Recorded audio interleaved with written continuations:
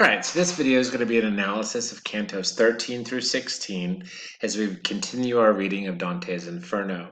We're going to be talking about a few pretty controversial cantos that Dante writes here. So please take this in as you listen and as we talk about it and as we discuss it later on outside of class and through different areas of dialogue. Please take that with a grain of salt, that this is not something that you need to believe or anything like that. This is no sort of subjection of belief. This is a great writer who thought through different doctrines that they were thinking about and sort of brought some of it into the piece of writing that he was working on. And it's an important piece, and it's important things to think and talk about, and we need to be able to think about them in a way that should challenge us and should help us develop our own sort of identity in our thought process of it. I mean, that's what critical thinking is. So we begin Canto 13. Canto 13 is the seventh circle again, and here, unlike just the typical violent people to others, we are now dealing with people that were self-violent, that inflicted violence to themselves. So in Canto 13, Dante enters an area that's full of shrubs. And we find out that this is people that have killed themselves. Dante does something very different here and with the area of violence altogether. Because we haven't seen this before. In the first, in Canto 12, he's dividing violence, right? He's subdividing it, and now we find that one particular part of this circle is subdivided, and this is the division of those that were violent to themselves. So this one is suicide, and it's very tricky from both a contemporary and medieval perspective. You see, it's the subsection of the circle of violence with lots of these grubby shrubs, and these shrubs are described in negative terms. This negativity would befit suicide's perspective because Dante viewed life as a gift from God, and those who kill themselves are basically saying, in Dante's perspective, no to God. Suicide is basically, to Dante, telling God, yeah, thanks for life, no thanks. I don't need it. Okay, so it's a complete sense of dismissal of what God is intending for a person. It's very similar to the Canto 1 with the woods. There's this real sense of lost and confusion within it, except there are harpies here. And there's a picture of harpies. So these sort of winged female creatures. And there's this very interesting line that says, as he's looking at the trees, there's these strange laments on the trees. But in the Italian, the word strange there is not necessarily modifying laments. It could also be modifying the trees. So we're not sure if Dante says the laments are strange or if the trees are strange.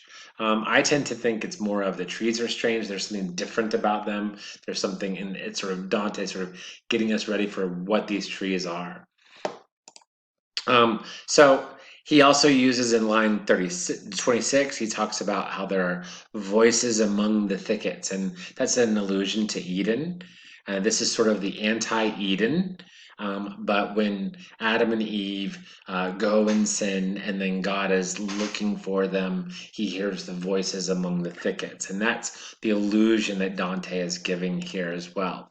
So we soon find out that these grubby shrubs are the suicides, and that by becoming these shrubs, they're no longer capable of any form of self-determination.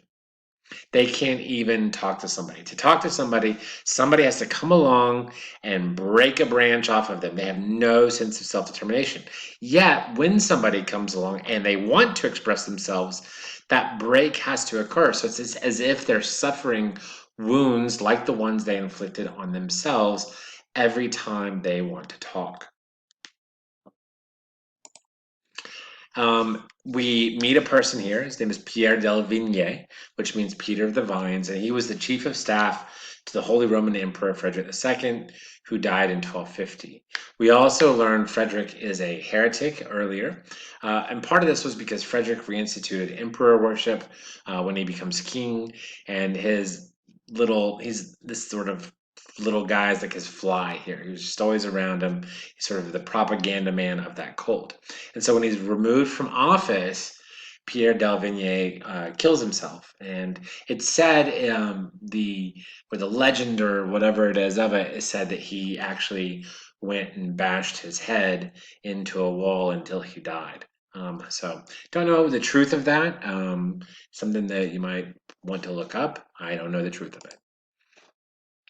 Interestingly, Pierre Davigny says, and he's Pietro, is for short, is the name that he's called. He says, I never broke faith with my Lord. So, of course, it's talking about Frederick here because he's forgotten, of course, the bigger picture of God.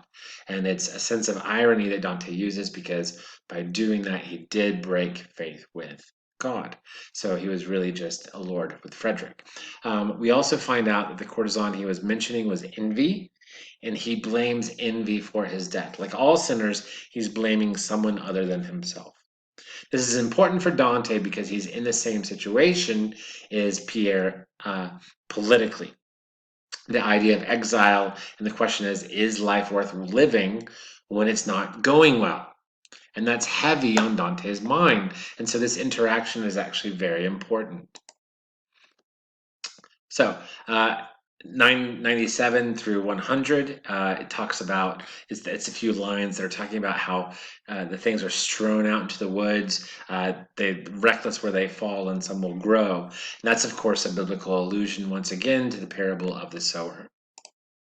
So, Canto 14, it's a pretty simplistic canto. It's sort of preparing us and getting ready for 15 and 16.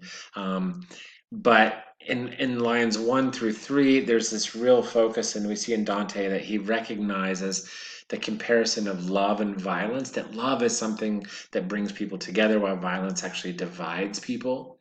And there's a real sort of thoughtful analysis there by Dante, and we see that Dante, the character, is starting to understand things just a little bit. He's starting to get the idea of what's really happening here. Line 6, he talks about the horrible art of justice. And this is where we really see sort of the idea of horrible come out as a word. Horrible means what causes hair to bristle. It's this idea of it completely striking you with fear, and that's the idea of what horrible means. So there you can kind of see the background of that word. What's really interesting here is that this burning plain, there's no plants, all the plants have been rooted out, they're taken out, sort of once again sort of this description of an anti-Eden, but it's also a description of sterility. And this is where we might want to think, well, why would he do something like that? And we'll talk about that in a few minutes. So here we meet Cato the Younger, and he is a warrior who went over the Sahara and Libya to support Pompey over Julius Caesar during the War of the Roman Senate. So Cato here, of course, went against what Dante would call the Roman Senate, sort of perverted the Roman justice. And so one thing that we're thinking about here about violence and and what it means, and as we're moving from violence towards other areas, violence towards God is also perverting what God created, what God made. And so Dante would have seen the Roman Empire as God orchestrated. And so those that went against it, like Cato the Younger, were doing a form of perversion of that. They were perverting it. Okay. We also meet a figure named Capaneus. He was one of the 7 that fought against Thebes. He's portrayed as this sort of gigantic and proud warrior who refuses to pray to God. He only praises to the work of his own right hand. He's very reminiscent of a Cyclops or of even Goliath, as in the story of David and Goliath. Very similar. So Canto 15, we reach the Sodomites. Now, Sodomites comes from Sodom and Gomorrah. So I want to take just a second here, and we've actually talked about in sacred text and the look of Genesis and how the Sodom and Gomorrah episode really has taken on a meaning within the church, more of the idea of sexual perversion and things like that. Yet, and even though there's a sense of that included, because these men do want to rape the angels within Sodom and Gomorrah story, there's the idea here is more of the lack of hospitality, and this is something that our culture doesn't get, and our culture doesn't understand how important hospitality is. But if you look in Genesis right before the Sodom and Gomorrah story, you see these same messengers, these same angels go to Abraham. And when they go to Abraham, Abraham is extremely hospitable. Abraham is so hospitable in such a way. There's this really interesting connection here that uh, Abraham immediately sends Sarah out when he sees them coming and to go bake bread. And then the next part, they're sitting there eating, and the messengers are like, "Hey, where's your wife? Where's Sarah?"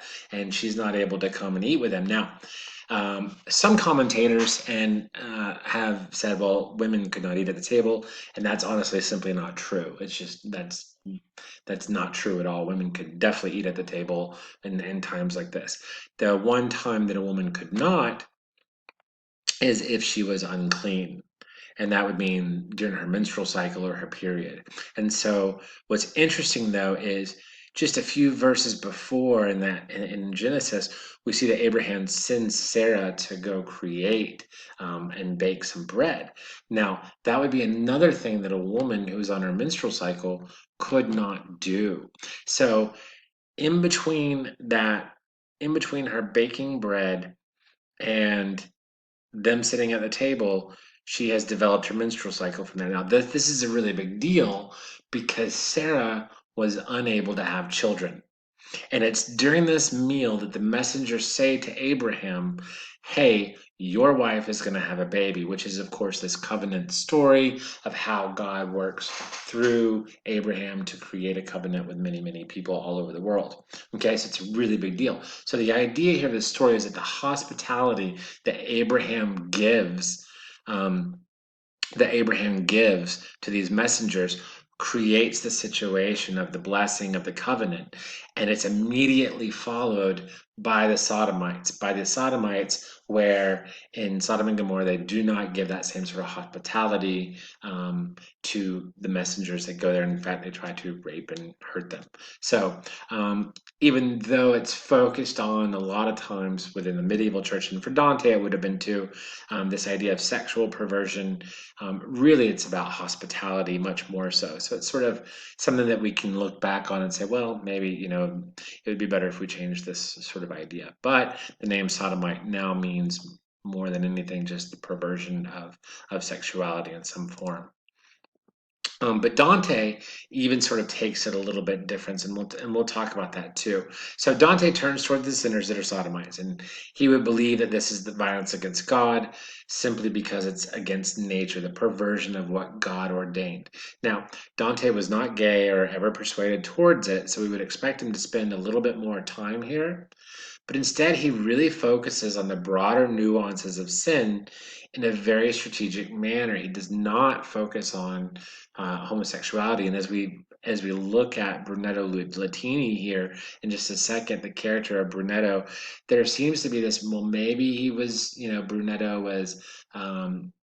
Practice a sense of homosexuality, but that doesn't seem to be the focus of what Dante is really going after with Brunetto, or even why he would have Brunetto there. So we're not sure, but as you look at Canto 15 and 16, Dante's focus is not on um, uh, what he would call perverted forms of sexuality. They're much more about perverted forms of how people run government or how people work with government. So uh, keep that in mind as we continue on. So Brunetto Latini was Dante's old mentor, and he's who Dante considers a sodomite. And through Brunetto, Dante, the traveler, will explore the deeper relationship of mankind and sin. Dante is exploring what it means to be violent towards God, and that's what he's exploring through Brunetto. Now, Brunetto Latini was a rhetorician, he was a poet, and he was also a very important political figure. He was a Guelph, as it turns out, who was exiled in 1260. Already we're seeing that political connection with Dante, right? After the Battle of Monteparte. When Dante refers to him as his teacher, we want to think of that as historically, probably not. But Dante sort of, you know, he didn't formally study under him, but rather he was sort of a role model for Dante. He was sort of that somebody to look up to. He would take his writings and say, "I want to write like this. I want to model this." Because Brunetto Latini was both a successful politician and a successful poet. He's very similar to who Dante is, and he was a great user of language in both of those vocations. This is exactly who Dante wants to be. So Brunetto sort of like, hey, I want to talk to you. And Dante recognizes him, but he's got burns all over him. His face is dark. It's sort of melted from the fire. It's very gross. If you actually read the lines there, it's a pretty gross description. But all that language he's using to talk to Dante is rather ironic because he's here for a sin that doesn't really allow him to have literal sons. He keeps on calling son Dante. So if it is that it's a sense of homosexuality that was Brunetto was doing or whatever it is, it's Dante's focus here is how all these things creates a sense of sterility, how there's no fruit from it, there's no growth from it, there's no life coming from the sense of perversion, whether that's sexual, political, whatever it is. In Dante's perspective, there's no life that can come from that. So what are you doing here? Again, Dante says this is the first time that as Brunetto asks him what he's doing here, that he actually gets it partially right. He's here because he's gone astray in the previous life, and that is he's gone astray up there, up outside of hell. And Brunetto responds to, "Hey, I thought you had it. I thought you were going to get ahead." And so Brunetto has made that move, and Brunetto is really thinking about Dante's fame because he recognizes that Dante's fame will then enhance his own fame. And so this is sort of Dante suggesting that the answer to life is not fame down here on earth. In fact, Dante is saying, gee, Brunetto, I kind of wish you weren't dead because you were the one who was teaching me how to make myself eternal. You were my mentor, my guide on making myself eternal. And if you're looking for fame, well, it ends up that you become a footnote to somebody else. And that's what has happened to Brunetto Latini. The only reason we ever discuss Brunetto Latini is because of he has this little role in this little canto of Dante's Inferno. So Canto 16, Dante's treatment of sodomy continues to run counter to the cultural norm. Dante uses sodomy not to focus on sexual sin, but as a lever for indicating the corruption of famous Florentines. And we're going to meet three of them in Canto 16. So while Dante previously dismissed the idea of old money as a key feature of nobility, he now also disparages new money, thus implying greater appreciation of families characterized by their sort of antica possession, their ancient possession of wealth. Dante seems to have switched his ideas and thoughts on this even through the Inferno. So we kind of see this sort of development of Dante as a character. So the sin of sodomy in Dante's treatment seems rather to be a lever for indicting some great Florentines. It's a way of accusing them of corrupt behavior, a perverted behavior, if you will. So you have to move from a famous Florentine man of letters in the Inferno 15 to famous Florentine men in public affairs in Inferno 16. So in 15, you have Brunetto. In 16, we're going to meet some Florentine men that were very public and they were great publicly. All the men who Dante places in the ring of sodomy were great citizens. They were considered of reverence in the Florentine society. Oops.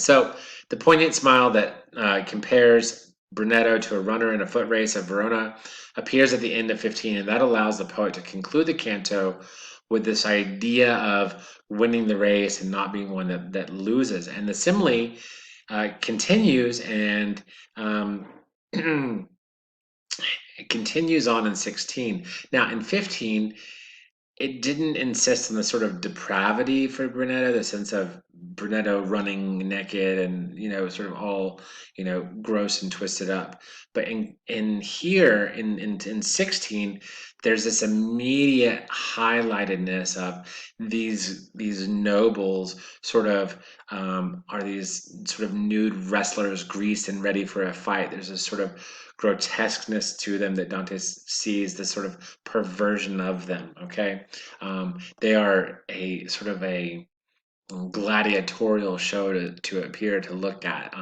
a perverted form of it. So um, as with Brunetto Lutini in Inferno 15, the dramatic irony turns on these famous souls here. We've got Guido Guerra, and I honestly cannot say this guy's first name, Tijaggio Aldobrandi, and Jacopo Rasticucci. Rasticucci. And they are supposed to be among the noblest of Florentines, and yet here they are among the sodomites in hell.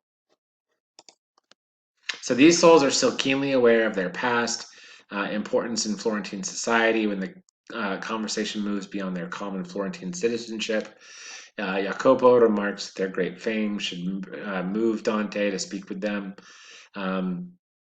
And when he, presents his comrades, there's even this sense of their social hierarchy and rank as he talks about them. And everything he does as far as giving their credibility is all about their social hierarchy, their rank. And so we see that sort of sense of Dante talking about wealth a little bit earlier, and how that sort of plays out here in just a bit. Then at the very end of Canto 16, the narrator turns to the strange arrival of this flying monster who will serve as the vehicle on which the travelers descend to the eighth circle. And this is Geryon. The most remarkable feature of the verse is that when Dante introduces him, he sort of he says yes as we move along in this comedy, and this is the first time that Dante actually names the comedy itself. Okay, so that's cantos 13 through 16. That's our analysis of it. Brief, but also enough to really kind of give you an idea of what's going on and what to think about as we continue moving on with our analysis of Dante's Inferno. I hope this is helpful, and we'll see you next time.